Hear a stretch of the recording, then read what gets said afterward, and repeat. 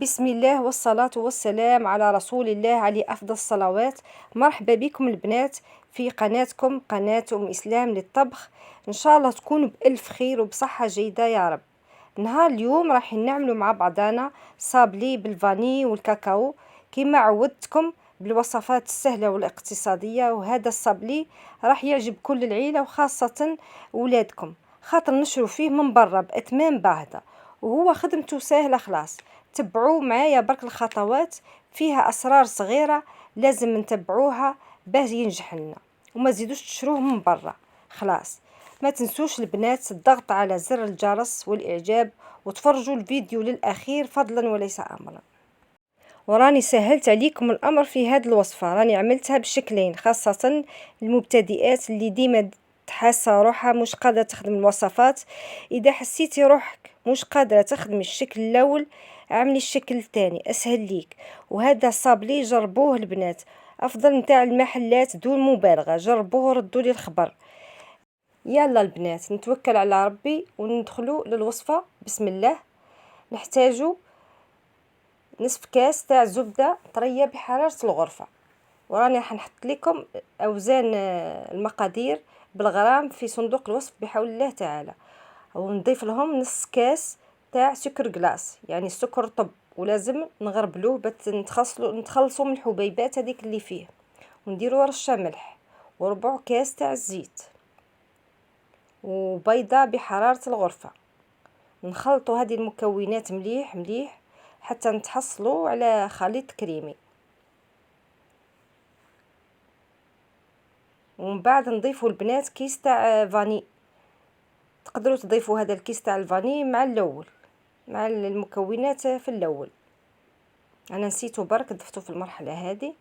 ونكملوا الخلط حتى نتحصلوا على هذا الخليط الكريمي، ونضيفوا زوز مغارف ممسوحين تاع النشا ونزيدوا نغربلوه. المكونات كي نغربلوها البنات تعطينا نتيجه مليحه والكاطو يجي خفيف. نكملوا الخلط جيدا مليح مليح، نكملوا الخلط ونضيفوا الفرينه. انا ضفت الكاس الاول لازم نغربلوه، ونزيد نضيف كاس اخر بشويه. ونسيت ما قلت لكمش راح نضيفوا نص ملعقه صغيره تاع خميره الكاطو، واكد نص ملعقه فقط. راني نضيف الكاس الثاني تاع الفرينه، ضفت نصه ونخلط بيدي ونشوف. راح نزيد ما تبقى من الكاس الثاني تاع الفرينه، يعني ضفت كاسين تاع الفرينه. نكمل الغربله تاعو ومن بعد نكمل الخلط. البنات راح نمدلكم نصيحه، ان كان الفرينه تاعكم تشرب ديروا زوز كيسان تاع فرينه فقط، ما تزيدوش اكتر راهي تكلحكم. كيما انا درت زوز بركه وخليتها شويه ترتاح راهي نشفت خلاص. ها شوفوا النتيجه راهي محسوب نشفت. نقسم العجينه اللي تحصلت عليها على قسمين. القسم الاول نزيد له مغرف تاع فرينه ممسوحه ونلم العجينه بشرط ما تعجنوش البنات، راني نلم باطراف الاصابع. كون تعجنوا العجينه يجي الكاطو مش مليح. ونحطوا هذه العجينه تحصلنا عليها الاولى بذوق الفاني، نحطوها في كيس بلاستيكي ما تيبش وما تنشفش، هذه لازم هذه المرحله. والقسم الثاني راح نزيد له مغرف تاع كاكاو. الكاكاو هنا في المرحله هذه انتم واش حابين، تحبوا فيه لون فاتح ديروا ملعقه صغيره برك تاع كاكاو، تحبوا لون غامق ديروا متوسطه ولا كبيره. المهم هنا في المرحله هذه انتم واش حابين اللون تاع العجينه هذه واش تكون. او تشوفوا شوفوا راني نلم باطراف الاصابع، راني ما نعجنش، ما تعجنوش البنات، هذه ملاحظه مهمه. ونحطها في كيس بلاستيكي حتى هي ونخليهم جانبا. مباشره رايحه نشكل كويرات صغيره من العجينه تاع الفاني وكويرات صغيره من العجينه تاع الكاكاو. انتبهوا البنات في المرحله هذه لازم تنتبهوا وتسمعوا النصيحه، لكن درتوا العجينه تاعكم شايحه الشكل هذا مستحيل ينجح ليكم. لازم تكون العجينه طريه، واكد في الاول ضيفوا زوز كؤوس تاع الفرينه، ما تزيدوش اكثر من زوز كؤوس، راهي تجي العجينه شايحه والشكل هذا مش راح يصلح ليكم. نكمل نشكل الكويرات كامل من عجينة الفاني ومن عجينة الكاكاو، ولازم تكون الكويرات صغيرة بالشكل هذا اللي تلاحظوا فيه البنات. لاحظوا، اللي تحبهم اكبر من هكا شويه معليش، المهم يكون الكويرات مش كبار بزاف. من الافضل البنات الكميه اللي نكونوا وجدناها من الكوريات نشكلوا بها باه ما تنشفش، ونغطوا الاخرى بالكيس بلاستيكي، واكد راهي العجينه راح تنشف لكم وما تنجحش.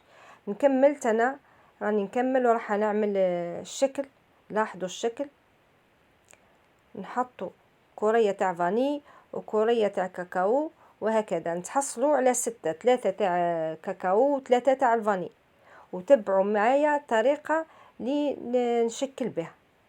اضغطوا باه تلصق شوية الكوريات في بعضهم، نلموها هكا شوي، ومن بعد نعملوا الحركة الدائرية هذه بين كفوف اليدين. لاحظوا طريقة سهلة جدا، بس حنا كان درتو العجينه ناشفه مستحيل تنجح لكم الطريقه هذه.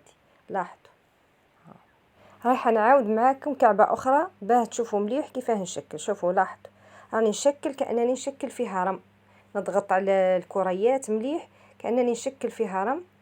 شوفوا البنات كيما هكا، ومن بعد نحطها في كفوف اليدين ونعمل الحركه الدائريه هذه بسرعه شوي. رانا نتحصلوا على الشكل، راهي سهله خلاص. لكن اذا درنا العجينه، اؤكد العجينه هي الاساس، كانت العجينه شايحه مستحيل ينجح لكم هذا الشكل. وراني خممت فيكم خاصه المبتدئات، درت لكم شكل اخر سهل وحتى هو يخرج الشكل تاعو مليح. لاحظوا درت حرابش من العجينه تاع الفاني ومن العجينه تاع الكاكاو، ندير 3 نحط وزوز تاع الكاكاو بيناتهم وحده تاع الفاني، وطبقه الثانيه العكس، ونقصوا بالطريقه اللي تلاحظوا فيها، وما نديروش السمك تاعهم شويه خشين. شوفوا لاحظوا البنات، ونضغطوا عليه شويه برك، وتحصلنا على شكل جميل خاصه المبتدئات اللي يصعب عليهم الشكل الاول. ونكون قد سخنت الكويزينير تاعي على درجه حراره متوسطه، ونطيب هذه الاشكال اللي تحصلت عليها ونرجع لكم البنات.